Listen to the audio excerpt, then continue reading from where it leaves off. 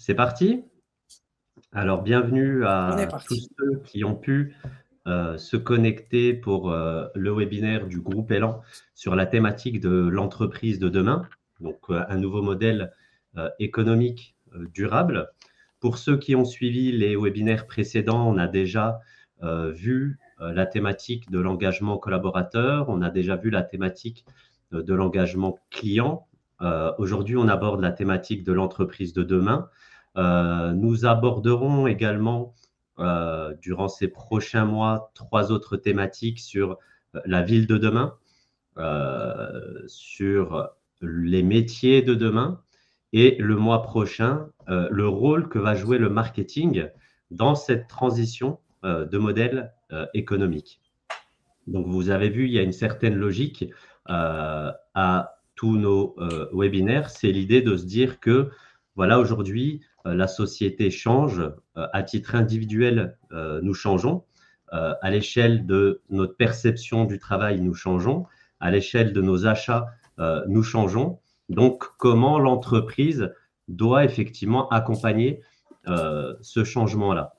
Donc, pour ceux qui me connaissent, j'aime beaucoup étudier la thématique de l'engagement. Des formations professionnelles, je ne sais pas, mais même à titre personnel, je me pose énormément de questions sur qu'est-ce qui crée de l'engagement et qu'est-ce qui crée du désengagement. Et je dis souvent qu'on est riche que par la qualité des relations qu'on arrive à bâtir dans sa vie. Donc, j'ai réussi à allier, on va dire, euh, le pro et le perso avec cette formule de coaching que j'ai des entreprises et des startups en essayant de vraiment créer de l'engagement autour de leur projet. Donc moi, ma mission et moi, mon expertise, c'est vraiment de créer des modèles où on réussit à placer l'entreprise au cœur de toute la transformation du marché et l'entreprise, comment elle peut engager l'ensemble des parties prenantes, donc clients, collaborateurs, fournisseurs, partenaires, communautés de communes, départements, autour de l'entreprise et d'un projet. Donc, je m'appelle Nizar Saïd, je suis le CIO fondateur du groupe Elan. Je suis expert en stratégie marketing et en RSE. Je m'intéresse particulièrement aux nouveaux modèles économiques durables, spécialement l'économie du modèle circulaire et du modèle de développement local. Ça fait un peu plus de 10 ans que je fais du développement commercial et du développement stratégique pour les entreprises. Et ça fait maintenant bien une année que je m'intéresse particulièrement à la RSE et au développement des entreprises de manière éthique et responsable. Donc, au sein du groupe Elan, on travaille sur la partie études de marché, veille stratégique, audit, conseil, stratégie de marketing responsable, stratégie RSE. On répond à différents besoins, comment on peut humaniser sa marque. Voilà, si vous êtes vendeur de fenêtres ou si vous faites de la comptabilité ou vraiment des choses hyper spécifiques qui ne sont pas forcément fun, mais on a besoin de vous tout de même. Ben, comment à travers d'autres paramètres, on peut humaniser sa marque. Donc, je travaille là-dessus également. Comment on peut avoir plus de visibilité auprès de sa communauté? Comment choisir son positionnement face à tout le marché? Qui est mon client idéal? Je travaille également sur la partie digitalisation du parcours client en étant certifié du partenaire HubSpot. Je travaille également sur la partie d'augmentation des ventes avec les experts du groupe Elan. Hein. Je n'ai pas toutes ces expertises-là à moi tout seul. Et je travaille également sur la partie raison d'être des entreprises. Quelle cause, quelle mission, quelle raison d'être on peut attribuer à une entreprise.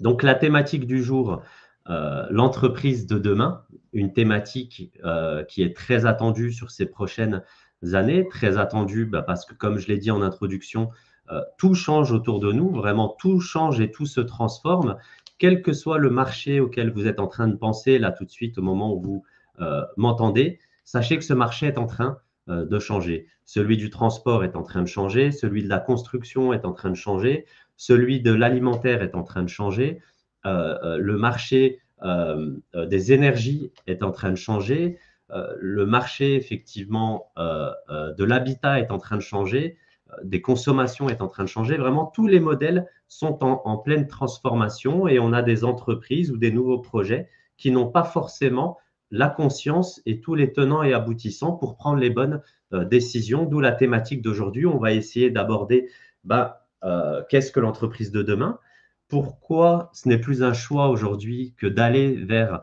cette transition de modèle économique, par où commencer quand on veut changer. On va essayer de voir ensemble quelques modèles qui fonctionnent bien, la théorie du donut, les modèles de croissance durable que l'agence de conseil Key Partner a mis en place et que je vous recommande d'aller voir de plus près. On va voir ensemble les champs d'action pour faire pivoter le modèle économique de votre entreprise et on laissera quand même 5-10 minutes à la fin, si on a le temps, pour la partie questions-réponses. Donc, on essaye de faire ce webinaire en 40 minutes pour qu'on puisse finir à 13h50 et les 10 dernières minutes les réserver pour la partie questions, réponses et conclusions. Et d'ailleurs, si vous avez des questions, n'hésitez pas à les laisser dans le chat et Reyhan et Nathalie qui m'assistent sur ce webinaire se feront un plaisir de me les citer et on les traitera à la fin si on a le temps.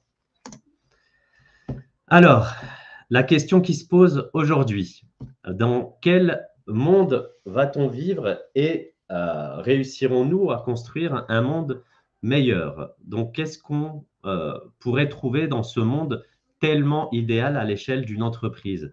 Donc, on aurait une économie saine, innovante, respectueuse de l'environnement. On aurait des entreprises qui seraient réunies et solidaires autour d'une mission. On aurait des chefs d'entreprise qui intégreraient la stratégie de gouvernance partagée, donc impliquer les parties prenantes dans les prises de décision. On aurait des modèles économiques plus responsables, plus durables. On aurait une pratique de la RSE à chaque métier, c'est-à-dire la RSE, la responsabilité sociétale de l'entreprise. Ce n'est pas juste les patrons tout en haut qui prennent des décisions et puis des employés qui reçoivent des directives. Non, non, chaque métier aujourd'hui peut évoluer vers la RSE, c'est-à-dire à l'échelle de votre métier, qu'est-ce que vous pouvez faire pour réduire votre impact carbone sur l'environnement et qu'est-ce que vous pouvez faire à l'échelle sociale. Ça s'applique à toutes les personnes, entrepreneurs, start-up, salariés d'entreprise. Et on aurait dans ce monde idéal de l'entreprise un management dominé par un leadership responsable qui ferait du bien-être un enjeu fondamental. Qu'est-ce que je peux faire pour que les personnes qui travaillent avec moi soient épanouies et donnent du sens à leur activité au quotidien?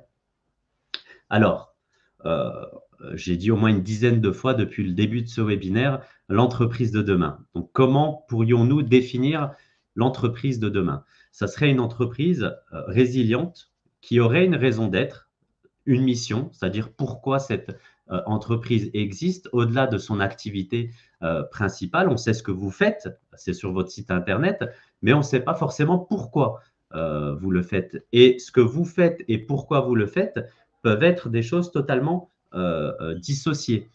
Je prends souvent l'exemple de Café Joyeux. Café Joyeux, c'est des cafés responsables, mais au-delà de bien payer leurs torréfacteurs, ils ont comme enjeu, comme mission, l'inclusion sociale des handicapés.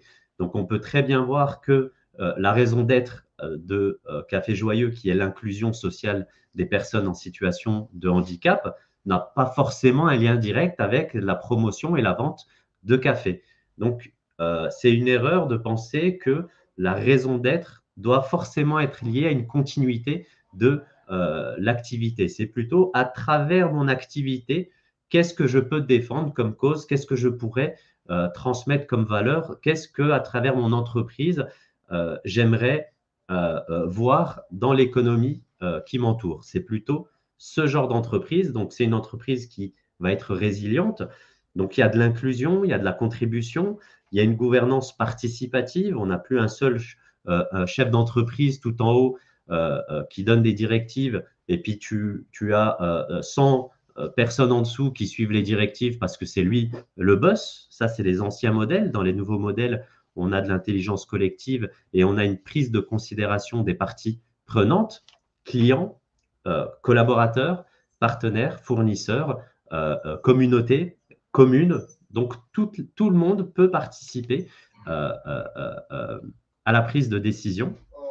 Bien évidemment, une culture d'entreprise écologique, sociale, ayant un modèle de croissance durable avec un management authentique qui va vers l'épanouissement et la quête de sens. Voilà comment on pourrait définir l'entreprise de demain.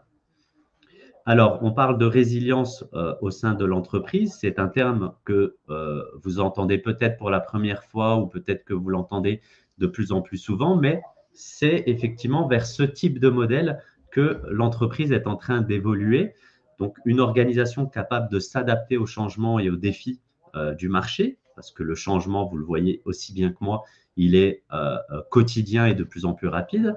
C'est une entreprise qui est capable de s'adapter aux nouvelles technologies et aux nouvelles demandes des consommateurs. Et c'est une entreprise capable de s'adapter à des situations difficiles ou inattendues et de prendre des décisions stratégiques pour s'assurer que l'entreprise reste viable, prospère et pérenne dans le temps. Donc, la résilience sous 3 dimensions, la résilience d'un point de vue organisationnel, donc au sein de l'entreprise, donc la survie dans son écosystème, avec les clients, avec les fournisseurs, avec les partenaires, l'activité, comment je mesure les performances de mon activité et comment je peux innover vers aller vers des activités qui sont beaucoup plus proches des attentes et des besoins de mes clients.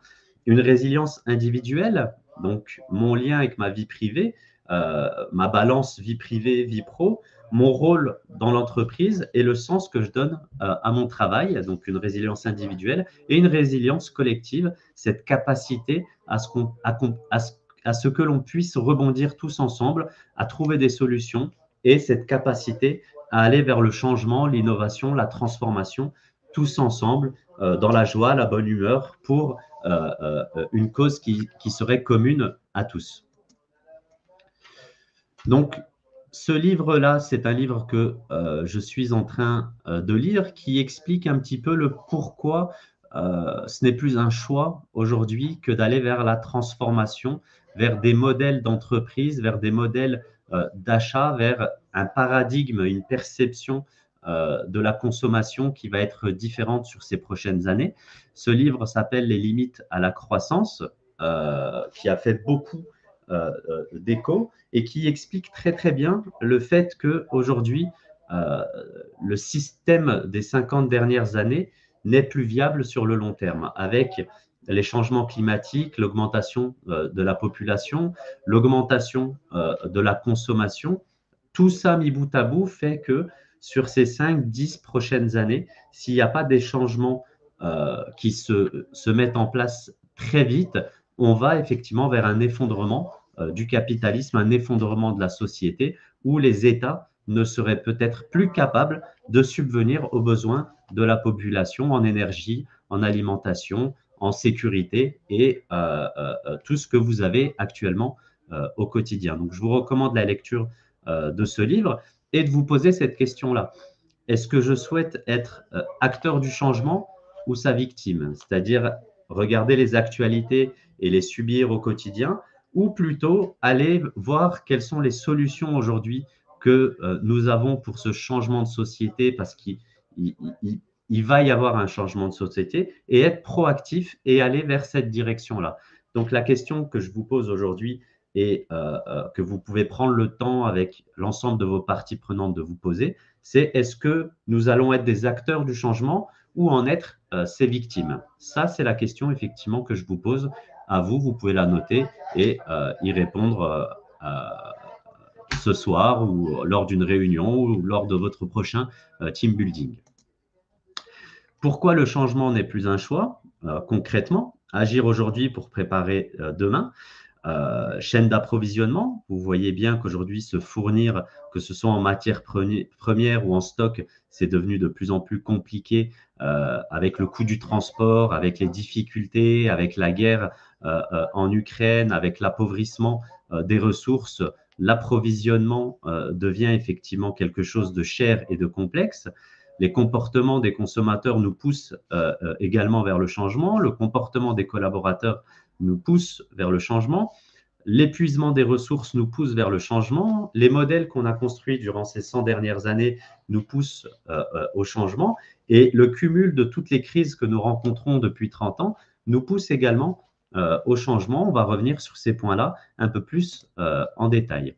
Donc, en termes de ressources naturelles, je vous donne quelques chiffres qui sont assez alarmants. Aujourd'hui, il nous faudrait 1,6 planètes pour assouvir les besoins de l'humanité. C'est bien la preuve qu'on consomme beaucoup plus que ce que la planète est capable de nous fournir. Depuis la révolution industrielle, l'extraction des ressources naturelles a été multipliée par 15. Donc, par 15, l'extraction des ressources, vous imaginez ce que ça représente à l'échelle de la planète. L'eau douce facilement accessible ne représente que 1% de l'eau disponible. Le 28 juillet a été le jour du dépassement des limites planétaires, donc 2022. Donc, à partir du 28 juillet, ça y est, normalement, on aurait dû effectivement arrêter de consommer tout ce qu'on a consommé de juillet au mois de décembre. C'est un crédit que la Terre nous a fait pour les années d'après. Mais vu qu'il n'y a pas de changement, on n'est pas en train de rembourser la dette. Et au contraire, on est en train de s'endetter sur de la dette, un petit peu à l'image du capitalisme et des États qui font des crédits sur des crédits sur des crédits.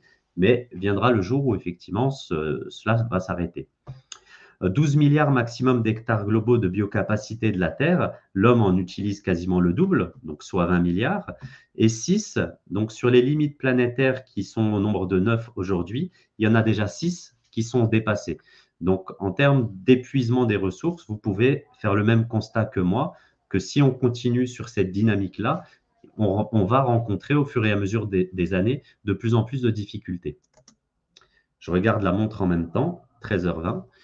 Donc, en termes de chaîne d'approvisionnement, vous pouvez voir sur le schéma que depuis le Covid, ça a chuté, donc un fort ralentissement. La guerre en Ukraine n'aide pas et toutes les tensions internationales et géopolitiques ne font que complexifier l'approvisionnement. Donc, aller vers des systèmes un peu plus locaux est la chose la plus sécuritaire qu'on puisse faire aujourd'hui. Les enjeux géopolitiques, personne n'y comprend plus rien. Les enjeux stratégiques, personne n'y comprend plus rien.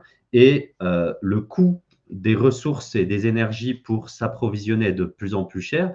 Donc, ceux qui ont des business, des modèles économiques liés et dépendants de l'approvisionnement ont plutôt intérêt à revoir leur modèle pour être un peu plus local et moins dépendant des énergies fossiles si effectivement ils font le même constat que nous sommes en train de faire, que nous sommes en train de faire actuellement, vous et moi, lors de ce webinaire. Donc, on a parlé également des changements du comportement des consommateurs. 80% des consommateurs modifient leur habitude d'achat en fonction de la responsabilité sociétale, inclusive et de l'impact environnemental d'une entreprise. 77% des consommateurs sont plus disposés à dépenser avec une entreprise qui a un engagement de responsabilité sociale. 65% des consommateurs sont plus attentifs post-pandémie à l'impact environnemental de la consommation. 53% des consommateurs sont passés à des marques moins connues parce qu'elles étaient durables. Donc, vous pouvez voir que vos engagements environnementaux et sociétaux ont un impact sur l'engagement de vos clients. Pour ceux qui sont intéressés d'approfondir cette thématique de l'engagement client, on vous a donné quelques chiffres de rappel, mais vous avez sur notre chaîne YouTube un webinaire du 31 janvier où on a abordé durant 1 heure cette thématique de l'engagement client. Donc, on ne va pas revenir dessus évidemment sur ce webinaire-là. Donc, d'un point de vue collaborateur, on peut constater énormément de défaillances également. 80% des salariés seraient prêts à quitter leur poste pour une meilleure expérience. 81% des salariés décident de prendre le large à partir du moment où ils ont commencé à se sentir insatisfaits. 19% des Français font uniquement de la présence au travail et 15% des salariés se considèrent réellement engagés dans leur entreprise. Donc, on peut très vite constater que d'un point de vue motivation, engagement et sens que nous donnons au travail, il y a énormément de défaillances et il y a énormément de choses qui doivent être faites pour engager et motiver ses collaborateurs. Et encore une fois, je vous oriente vers le webinaire que nous avons fait au mois de décembre, je crois, sur l'engagement collaborateur, où on a approfondi tout ce sujet-là de comment engager et motiver ses collaborateurs. Donc, on a parlé également des modèles économiques que nous avons mis en place durant l'ère industrielle, si je puis dire, et la révolution industrielle. Donc, ça fait un peu plus de 200 ans que ces modèles-là se sont mis en place et qu'on commence à en voir effectivement les limites, si je puis dire. Donc, x3, le volume annuel de consommation par habitant est 3 fois plus élevé qu'en 1960. 3 milliards de personnes vivent avec moins de 2 dollars par jour. 60% est le taux de pauvreté en France. 10% des déchets plastiques sont recyclés dans le monde. La population multipliée par 5 en un siècle et sera de 10 milliards d'ici 2050. Et 20% de la surface de la Terre ne sera plus habitable d'ici 2050.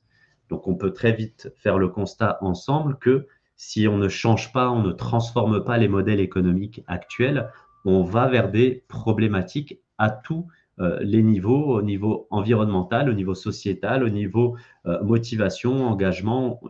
Donc, vous voyez bien que le changement n'est plus un choix aujourd'hui, mais une prise de conscience et une obligation pour tout le monde, que ce soit à titre individuel, que ce soit à titre d'une entreprise ou à l'échelle d'un État, d'un gouvernement. Alors, comment devenir l'entreprise de demain?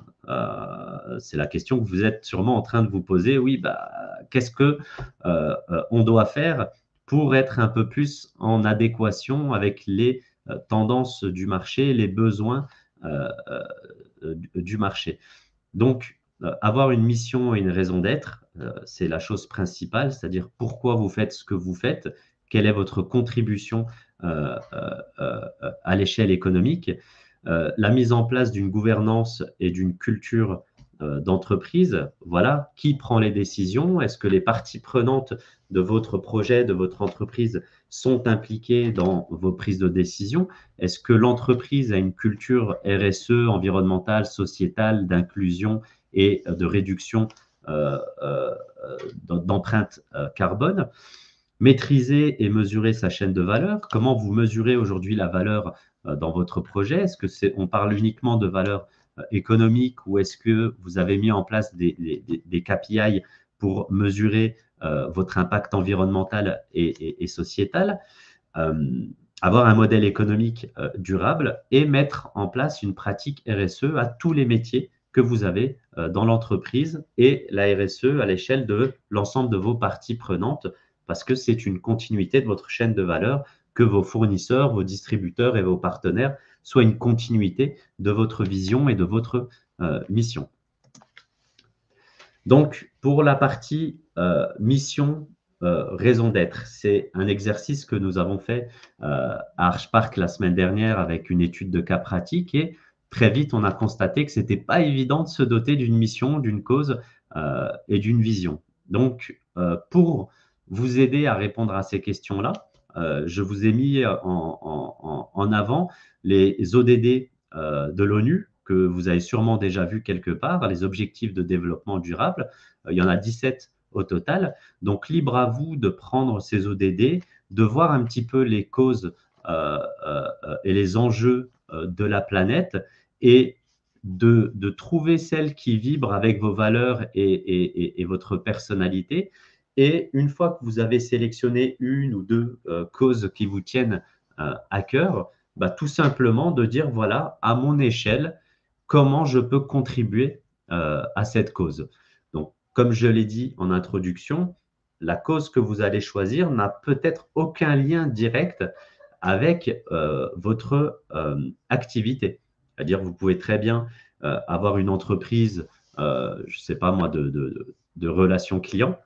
J'ai une amie qui est sur le webinaire qui travaille pour Téléperformance et je la salue par exemple. Peut-être que on a une activité de gestion de la relation client Mais peut-être que les causes et la mission que s'est donnée Téléperformance est tout autre que l'activité. Peut-être contribuer à l'éducation, peut-être contribuer à l'égalité homme-femme dans l'entreprise, peut-être contribuer à l'inclusion sociale des personnes en situation de handicap. Voilà, ne cherchez pas forcément un lien direct entre l'activité de l'entreprise et les causes qu'elle défend. Mais une fois que vous êtes doté d'une mission, d'une cause, vous allez voir que tous ceux qui partagent vos valeurs et partagent cette vision que vous avez de la mission, vous allez engager toutes vos parties prenantes et vous allez aller automatiquement vers des modèles économiques bien plus durables, on va dire, par logique et par bon sens par rapport aux missions que vous avez sélectionnées.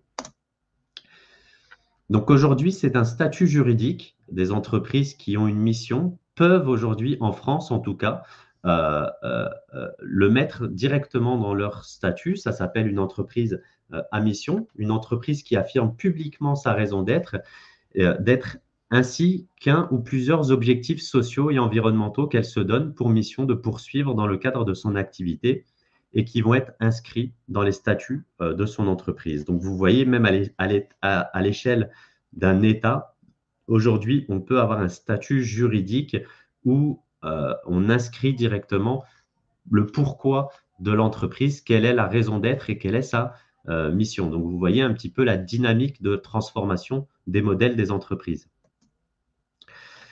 Donc, où en sont les entreprises aujourd'hui en ce qui concerne leurs responsabilités sociétales et environnementales? Donc, ce n'est pas la folie. 36% des PME n'ont pas encore défini de stratégie RSE. 47% ont avoué ne pas avoir de plan RSE en préparation. Donc là, c'est pour la partie TPE, PME. Et en ce qui concerne les grandes entreprises de plus de 500 salariés, ils l'ont fait par contrainte de donneur d'ordre. Il y a des lois qui obligent les grandes entreprises à mettre en place une stratégie RSE. Ils l'ont fait, mais pas de manière stratégique.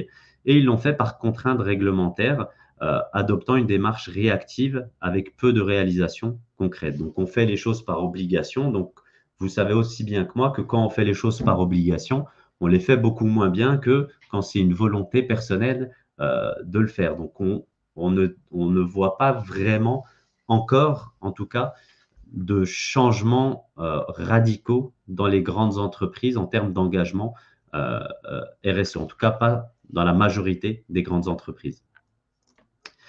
Donc, par où commencer si vous souhaitez mettre en place une stratégie RSE?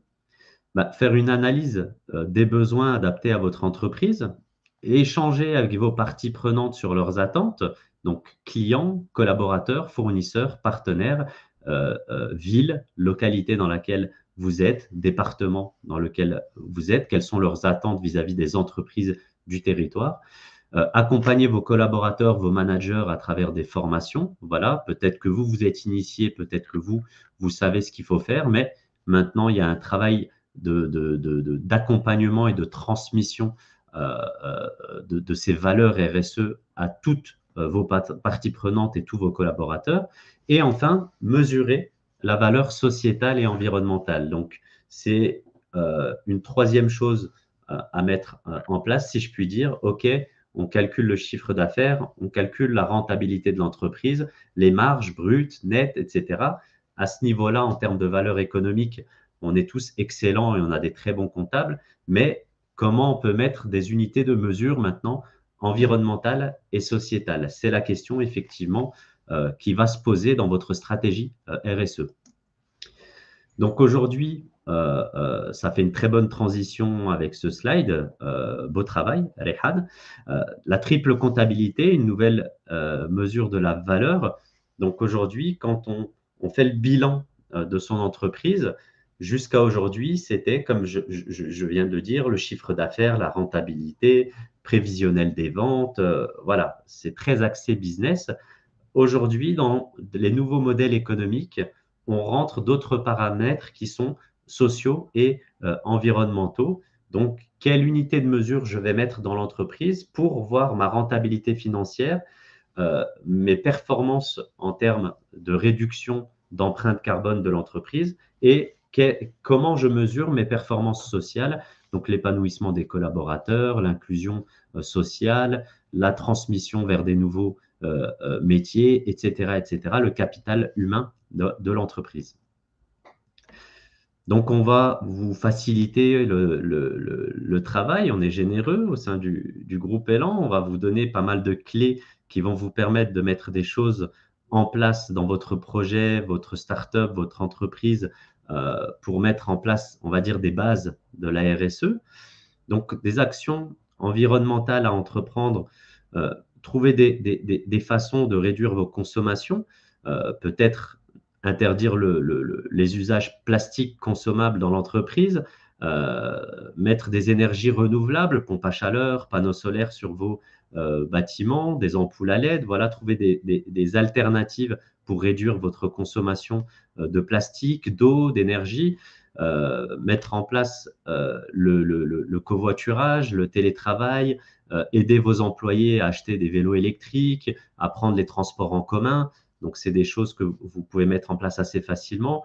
Arrêter les achats inutiles. Donc, je parlais des bouteilles d'eau, par exemple, de venir avec sa gourde, de mettre des machines à café avec des gobelets, je ne sais pas, à partir de marc de café, mais pas de matière, on va dire, plastique et non recyclable. Sensibiliser vos salariés aux éco-gestes. Donc, faites venir des intervenants, des experts RSE, faites des team building orientés environnement et inclusion sociale, sensibilisez-les un petit peu à ces enjeux environnementaux et sociétaux et trouvez une méthodologie pour valoriser au maximum vos déchets. Il y a plein de marchés qui sont en train de s'ouvrir avec le upcycling. Donc, comment on peut valoriser ces déchets alimentaires, ces déchets textiles, etc., etc. C'est des petits gestes qui améliorent l'impact, on va dire, environnemental. Comment on peut mettre en place des actions économiques?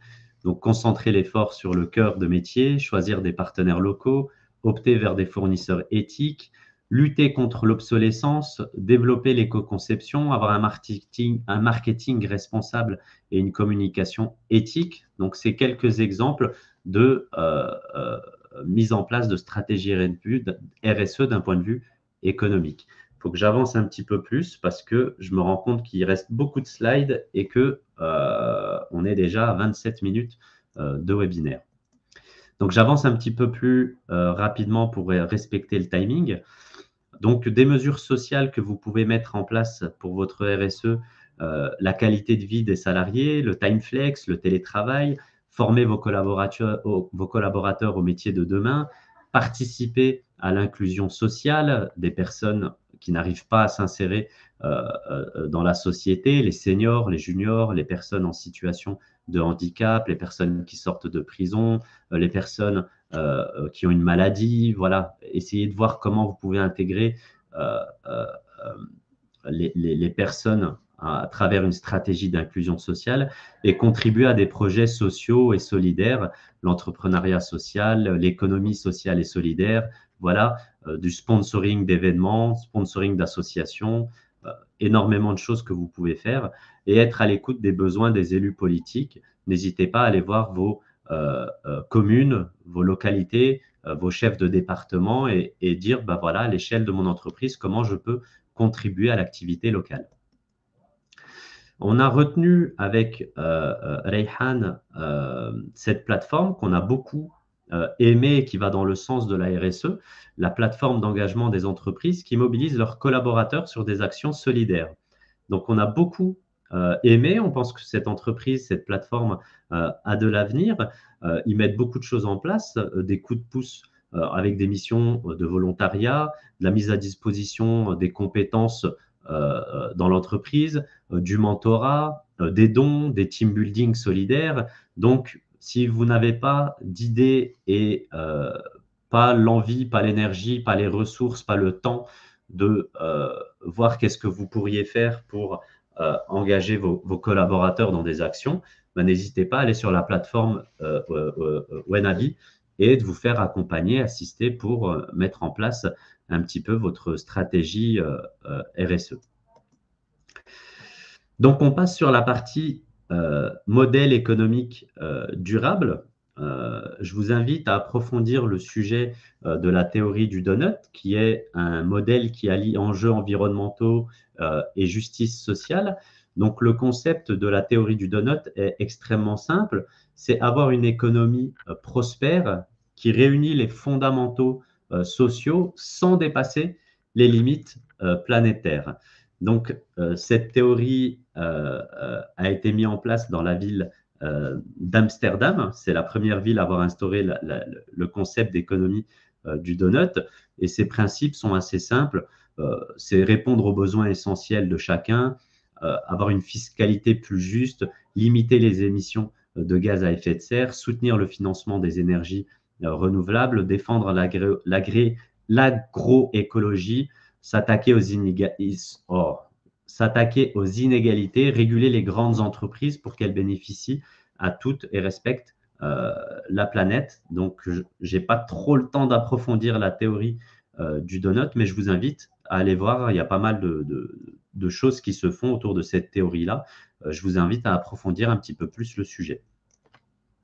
Donc, on passe sur la partie économie souhaitable, croissance durable, les modèles de croissance d'entreprise de demain, qui sont au nombre de 7. Donc, les modèles interstitiels, détecter une problématique marché et apporter une solution durable, c'est un petit peu le modèle de marché, problème-solution, problème-solution. Donc, on va dire que c'est le modèle assez classique, mais avec une solution durable. On a retenu l'exemple de Blablacar, plateforme de covoiturage, qui a pour mission d'apporter la liberté, l'équité, l'esprit de partage dans le monde du voyage. Voilà sa façon de résoudre la problématique du transport à l'échelle européenne. Et les chiffres parlent pour Blablacar, plus de 700 employés, 100 millions d'euros de chiffre d'affaires, 1,6 million de tonnes de CO2 économisées, 120 millions de connexions humaines sont créées sur Blablacar. Donc, il y a de l'interaction humaine, il y a de l'inclusion sociale, il y a un marché du transport qui change. Donc, on peut dire que Blablacar est sur un modèle de développement durable assez sain pour sa pérennité, sa croissance et pour les besoins futurs de notre économie. On a les modèles coopératifs. Donc, les modèles coopératifs, c'est faire coopérer, comme le dit le modèle, différentes parties prenantes dans la conception, la fabrication et la distribution. Donc, pour illustrer ce modèle coopératif, on a retenu la coopération C'est qui le patron, marque de consommateurs coopérative d'intérêt collectif dans le secteur de l'agroalimentaire. Donc, sa mission permettra à nous, consommateurs, de reprendre en main différemment notre consommation et de redonner le sourire à l'autre bout de la chaîne en rémunérant les producteurs au juste prix. Donc, les chiffres parlent pour cette coopérative, plus de 10 000 sociétaires, donc on peut voir une gouvernance déjà qui est partagée, 200 millions de produits vendus, c'est que ça marche bien, 14 millions de consommateurs et 100 millions d'euros de chiffre d'affaires. Donc, on peut partir du principe où ce modèle coopératif est un modèle de croissance durable, pérenne dans le temps et dont le marché a totalement besoin avec l'implication des parties prenantes dans la cause et la mission de cette coopérative. On a le troisième modèle qui sont les modèles d'usage, passer à une écologie d'accès via l'abonnement, la location, la seconde main, l'autopartage. Vous savez bien que ces marchés-là sont très porteurs et pérennes de rentabilité financière. Donc, pour illustrer les modèles d'usage, on a choisi Vinted, plateforme de seconde main. Donc, sa mission, faire de la seconde main le premier choix dans le monde. Donc, aujourd'hui, Vinted, avec son modèle d'usage, c'est 700 collaborateurs, c'est 45 millions de membres actifs, c'est 14 pays dans lesquels ils ont développé et commercialisé leurs solutions de seconde main dans le marché du textile, qui est l'un des plus gros marchés en termes de bilan carbone impactant, et 1,3 milliard de chiffre d'affaires. Donc, le marché de l'abonnement, il y a aussi Netflix qui est dans l'abonnement, il y a énormément de sociétés, mais en modèle durable, Vinted et la seconde main, le upcycling également, qui est un très gros marché de de croissance durable, Vinted est un très bon exemple de modèle d'usage. Les modèles localistes, donc le développement local, on a vu que l'approvisionnement allait être une problématique et le coût du transport des énergies une deuxième problématique, ce qui fait que de plus en plus de modèles s'orientent vers le local. Donc les modèles localistes, le concept, il est assez facile à comprendre, c'est construire une proposition de valeur territorialisée, circuit court, traçabilité et maîtrise de la filière. Donc pour illustrer ce modèle, on a choisi la plateforme Biocoop, société coopérative spécialisée dans la distribution commerciale de produits alimentaires labellisés agriculture biologique. Donc, Biocoop, aujourd'hui, c'est 700 magasins, 600 employés, 3600 fermes, 20 groupements de producteurs et 1,6 milliard de chiffre d'affaires. Donc, on peut dire que prôner le bio et prôner le local, c'est un modèle de croissance qui est assez durable, dont l'économie et le marché a besoin et que les consommateurs apprécient de plus en plus. Les modèles circulaires, mes chouchous, les modèles circulaires, ma spécialité, mon expertise, donc c'est comment transformer sa chaîne de valeur de production vers la circularité en transférant l'innovation de procéder dans la valeur du produit. Donc, le meilleur exemple pour illustrer ça, c'est Decathlon, qui a fait une transformation depuis maintenant 3 ans, qui est assez exceptionnel et qui a un plan jusqu'à 2026 qui est vraiment exemplaire en termes de modèle circulaire. Donc déjà, Decathlon travaille sur de l'éco-design, il travaille sur la réparabilité, la durabilité des produits. Ils sont classés 2e au classement des entreprises agréables où il fait bon vivre, où il fait bon travailler. Et ils ont commencé à commercialiser le seconde main et la location courte durée. Donc, à tous les niveaux, vraiment, Decathlon est un exemple de comment transformer sa chaîne de valeur, comment innover, comment réduire au maximum notre empreinte carbone, comment limiter au maximum les déchets, comment s'adapter aux besoins du marché avec la location et la seconde main. Donc, on peut dire que vraiment Decathlon, en termes de modèle de croissance durable, est un très bon exemple, même d'un point de vue énergétique. Une grande majorité des magasins Decathlon ont des panneaux photovoltaïques pour réduire au maximum les énergies fossiles et consommer de plus en plus des énergies propres et renouvelables, dont le solaire. On a un autre modèle qui est très tendance et que vous allez entendre parler de plus en plus, c'est les modèles de notation, rendre plus transparente sa proposition de valeur par la mesure, la notation ou des certifications et labels. Aujourd'hui, on est dans un système où on veut des preuves, c'est-à-dire je m'engage pour l'environnement, prouve-le, je m'engage pour mes collaborateurs, prouve-le, je m'engage pour avoir des matières premières éco-responsables, prouve-le. Donc, tout doit être mesuré et tout doit être communiqué en toute transparence. Donc, c'est la vocation de Clear Fashion, une application indépendante et une étiquette à intégrer par les marques pour informer les consommateurs sur l'histoire et l'impact des vêtements. Donc, sa mission à Clear Fashion, c'est faire de la transparence une norme.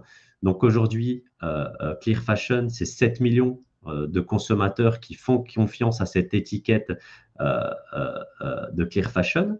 C'est 300 marques qui ont choisi Clear Fashion pour leur stratégie de transparence. C'est 50 marques qui affichent leur impact carbone et c'est 2,8 millions d'euros de levée de fonds en 2021. Donc, c'est un modèle auquel les banques et les investisseurs croient parce qu'aujourd'hui, on est face à un marché où on peut tout prôner, mais aujourd'hui, il faut tout prouver.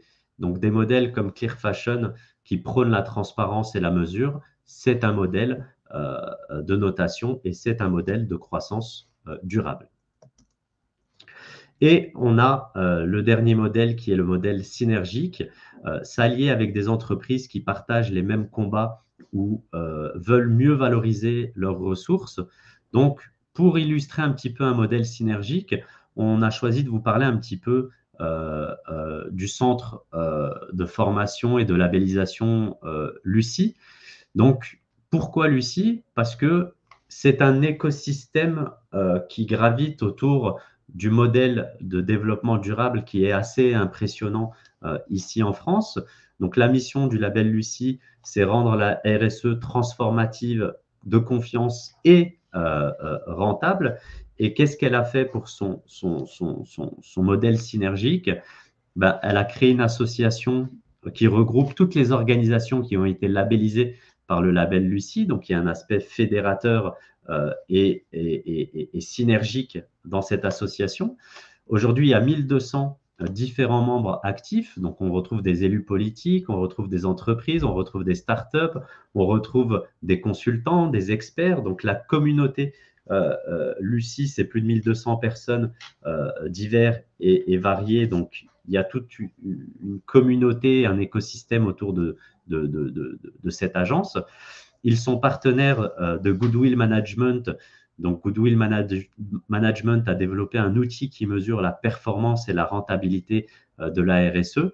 Donc, ils se sont greffés et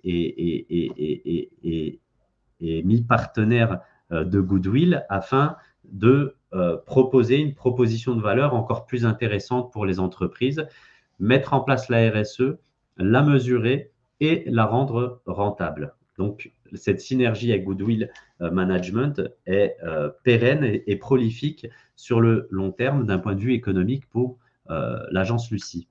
Et elle a aujourd'hui plus de 60 experts RSE et 200 consultants qui travaillent avec le centre de formation et de la labellisation Lucie. Donc, en termes de création de synergie avec les entreprises et avec un écosystème, on peut dire bravo à ce label qui est effectivement un pionnier, un leader dans la transformation des entreprises en France. Donc voilà, je vous ai parlé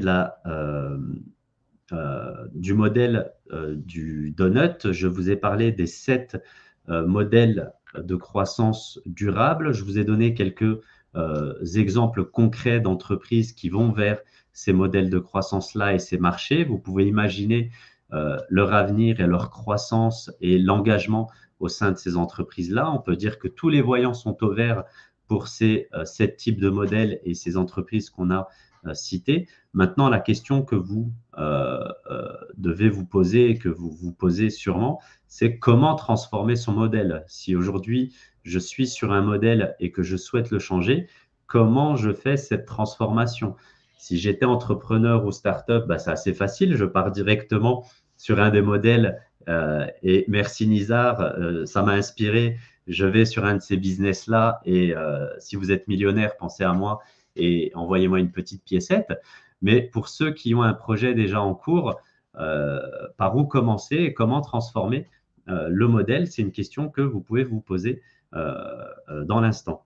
Donc, oula, on va aller très très vite, 3 minutes pour vous présenter cette positive map pour passer aux questions-réponses. Excusez-moi, j'ai un petit peu tardé, mais restez avec nous pour le question-réponse, s'il vous plaît. Autrement, envoyez-moi un petit mail. En 2 minutes, cette positive business map, c'est 9 champs d'action pour faire pivoter son modèle économique vers un modèle durable et souhaitable. Donc, ces 3 champs distincts, la mission et la gouvernance, le business et les opérations, et la culture et le management. Donc, dans mission et gouvernance, il y a 3 choses sur lesquelles vous pouvez travailler. Donc, on en a parlé, c'est avoir une raison d'être contributive. Quelle est la mission? Quelle est la cause? Quel est l'enjeu de votre entreprise? Avoir une gouvernance partagée. Très simple à mettre en place, la gouvernance partagée, ouvrir peut-être le capital de l'entreprise à vos parties prenantes, vos fournisseurs, vos collaborateurs, et ouvrir l'actionnariat au plus grand maximum de personnes de votre entreprise et de vos parties prenantes. Et comment je peux intégrer l'ensemble de mes parties prenantes au sein de ma mission. Donc voilà les 3 champs d'action pour cette première thématique de la mission et de la gouvernance. Sur le volet business, on retrouve performance globale, c'est-à-dire mettre en place des KPI, des unités de mesure économiques, sociétales et environnementales pour mesurer. Je ne peux pas changer ce que je ne connais pas. Donc, faites une liste de ce que vous pouvez mesurer et tirer effectivement des conclusions de la valeur économique, sociale et environnementale de votre entreprise et mettez des choses en place pour améliorer effectivement ces performances là et aller vers un modèle opérationnel à impact positif. Donc, j'illustre ma chaîne de valeur, je mesure tout de ma chaîne de valeur d'un point de vue environnemental, sociétal et économique. J'essaye de trouver des alternatives à ce modèle pour améliorer mes notes et mes performances. Et business et innovation for good, c'est comment sur le moyen long terme, je peux innover dans ce modèle-là pour aller effectivement vers un nouveau modèle peut-être plus durable, plus souhaitable pour l'entreprise. Et le troisième champ sur lequel vous pouvez travailler, c'est la partie managériale et culture. Donc, si vous voulez avoir une culture, on va dire, RSE dans l'entreprise, bah, vous devez avoir des managers qui partagent effectivement cette culture et qui la transmettent aux nouveaux collaborateurs et dans les petits gestes du quotidien. Donc, il n'y a pas d'entreprise responsable sans leadership responsable. Travailler évidemment sur le bien-être et l'épanouissement des collaborateurs et mettre en place vraiment une culture avec les éco-gestes et un plan RSE clair et net, une culture écologique et sociale dans l'entreprise. Donc, voilà 9 champs d'action sur lesquels vous pouvez travailler et qui sont tous liés les uns aux autres, si je puis dire, en fonction des unités de mesure que vous allez mettre en place. Évidemment que ça changera les performances de l'entreprise. Donc, le choix des mesures va impacter la transformation. Donc, tout est un petit peu lié. Donc, voyez par où vous pouvez commencer sur ces 9 champs d'action, mais vous allez très vite voir que les points vont se relier entre eux. Donc voilà, j'ai essayé vraiment de faire, de respecter le timing. Il nous reste pas longtemps, il nous reste 4 minutes avant la fin du webinaire. Je vous invite à nous suivre pour le prochain webinaire qui sera sur la thématique du marketing. Quel rôle joue le marketing dans la transition vers les nouveaux modèles économiques de demain? Parce que si on doit changer de société, et changer de modèle économique des entreprises, le marketing a un gros rôle à jouer. Toujours consommer plus, toujours avoir plus de clients, toujours vouloir être le favori de la communauté. Il y a des choses qui doivent changer dans notre approche du marketing et on va voir sur le prochain webinaire quel rôle va jouer le marketing. On va passer aux questions-réponses. Rehan, Nathalie, s'il y a des questions-réponses, on va y répondre assez rapidement dans les 3 minutes qui nous restent. Et puis, pour ceux qui souhaitent nous suivre, vous pouvez aller voir un petit peu les actualités sur le site du groupe Elan. Vous pouvez voir les replays de nos webinaires engagement client, engagement collaborateur et celui-ci du jour sur notre chaîne YouTube du groupe Elan.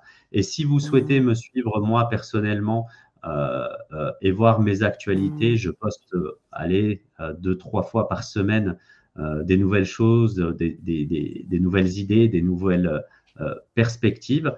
Vous n'hésitez pas à m'ajouter sur LinkedIn et à m'envoyer un petit SMS ou prendre rendez-vous sur mon agenda si vous souhaitez parler avec moi. Voilà, je vous remercie à tous pour votre présence. Reyhan ou Nathalie, s'il y a des questions, on va y répondre assez rapidement. Il n'y en a pas eu. Et puis pour ceux qui doivent reprendre le travail à 14 heures, je vous remercie énormément de votre présence et j'espère vous voir sur les prochains webinaires. Nathalie. La seule question était la disponibilité du webinaire en replay et j'ai dit que bien entendu ça allait être disponible. Donc voilà. Sinon, il y a une question qui vient d'arriver, qui est de Iheb, qui aimerait savoir quel est le risque pour les entreprises qui ne suivent pas cette tendance et cette dynamique du changement. C'est une très bonne question. De toute façon, ce qu'il faut savoir, c'est que ils n'auront pas le choix. Comment fonctionne une entreprise en ayant des employés et en ayant des clients? Donc, si aujourd'hui un chef d'entreprise néglige cet aspect RSE, il aura sûrement un turnover qui va être assez élevé. Il va mettre beaucoup d'annonces sur les sites d'emploi et il ne verra pas beaucoup d'attractivité à ce que les gens viennent travailler dans l'entreprise. Il verra son chiffre d'affaires décroître dans le temps. Il verra sa fidélité client s'estomper dans le temps.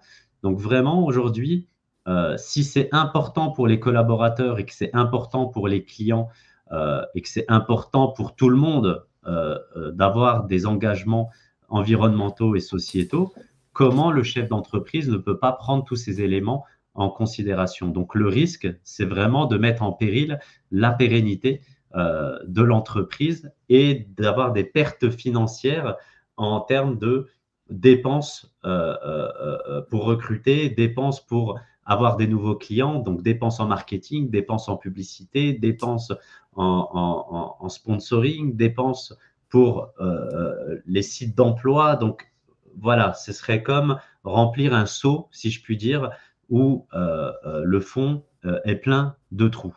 Donc le risque, c'est vraiment que l'entreprise rencontre des difficultés et que sa pérennité se voit en danger. Il est 14 heures. S'il y a d'autres questions, Nathalie, tu me les enverras, mais j'aime tenir mes engagements et mes promesses. J'avais dit 1 heure. J'espère que ce webinaire vous a plu. Je reviens à l'écran avec vous. Hop là. Hop là, hop là, hop là. Bon, je ne vais pas y arriver, c'est pas grave. Je vais rester sur le diapo. Ok, je vous souhaite tous une très bonne après-midi. J'espère vous voir bientôt pour notre prochain webinaire et je vous remercie pour votre temps et votre présence. Au revoir à tous. Merci Nézar, à bientôt. Je t'en prie Nathalie. Au revoir.